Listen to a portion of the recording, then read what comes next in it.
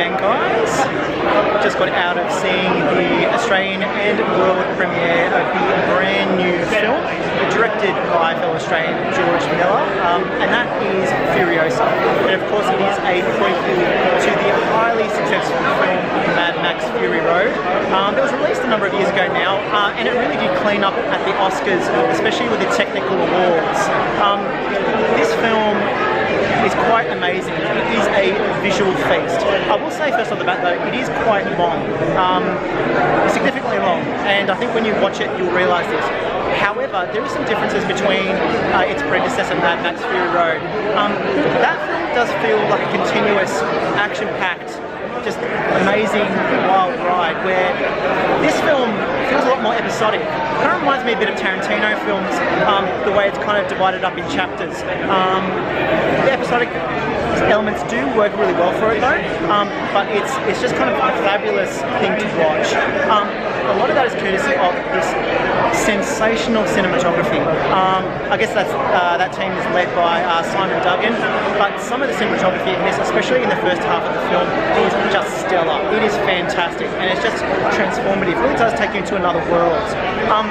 I think this year I saw Dune Part 2 and I thought that film's going to clean up at the Oscars for technical awards, but Furiosa is going to challenge it big time. There is a lot of crazy elements in this film and just visually truly stunning. Performances as well. Anya Taylor-Joy, she is fabulous. She just kind of is captivating to watch. Just has this emotional drive about her. Utterly believable, and just she captures your attention every time she's on screen. However, she is not in it for quite a fair bit of the film, which is interesting. There is a younger actress that does play the role of Furiosa in it, and her name is Alila Brown.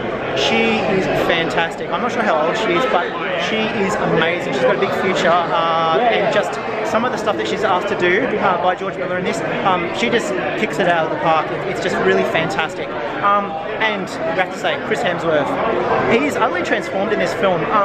He really does lean into the Australian elements in this particular movie, and it's great. He creates this kind of devious heel of a character that really kind of is right to the end, kind of causing trouble, and it's just kind of that classic kind of villainous kind of take on a character. And I think it's really fabulous storytelling by George Miller to kind of understand how to create kind of a nemesis and an antagonist for the main hero. It's really an art to do that, and Hemsworth does it brilliantly in this. It's really fantastic.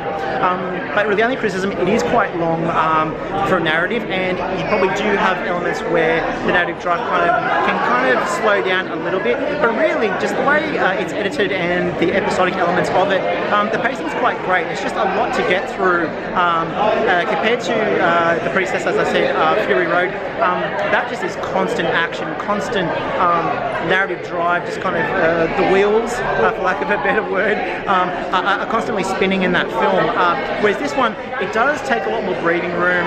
There is a bit more pacing to take in those different emotional moments, and I think that's quite important for this particular film.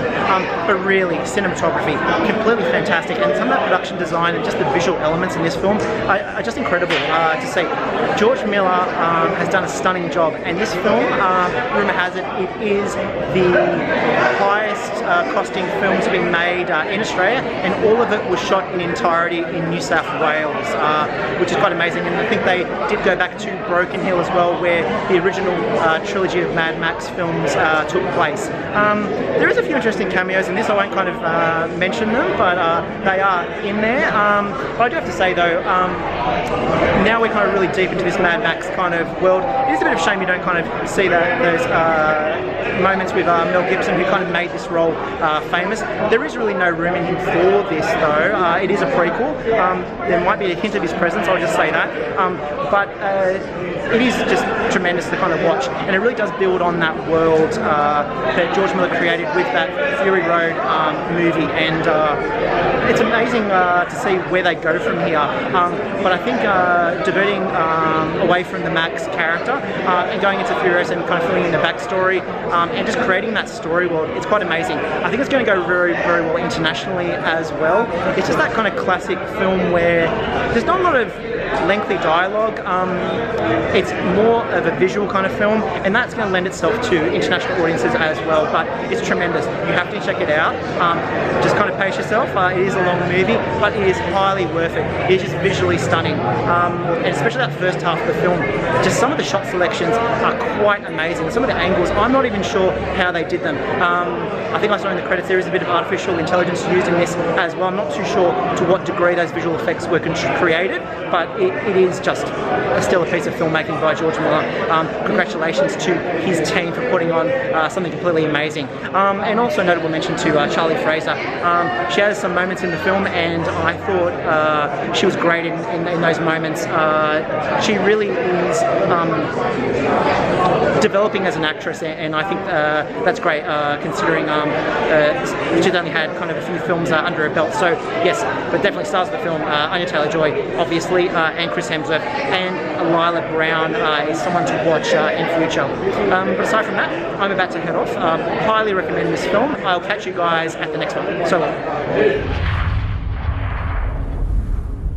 Whatever you have to do. However long it takes.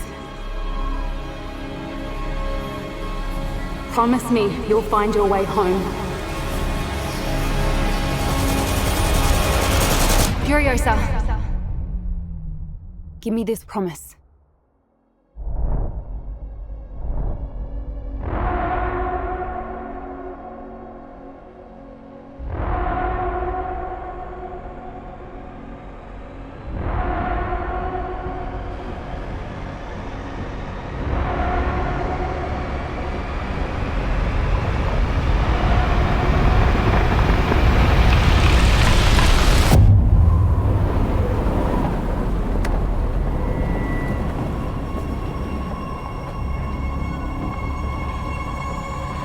Ladies and gentlemen, start your engines.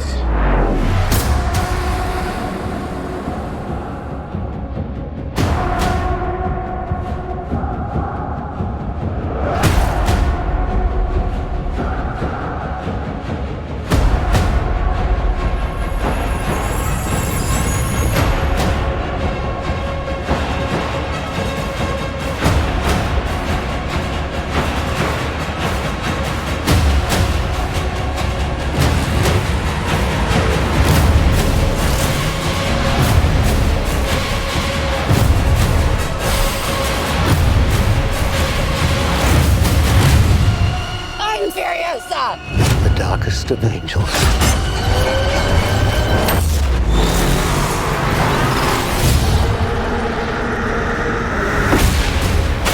The question is, do you have it in you to make it epic?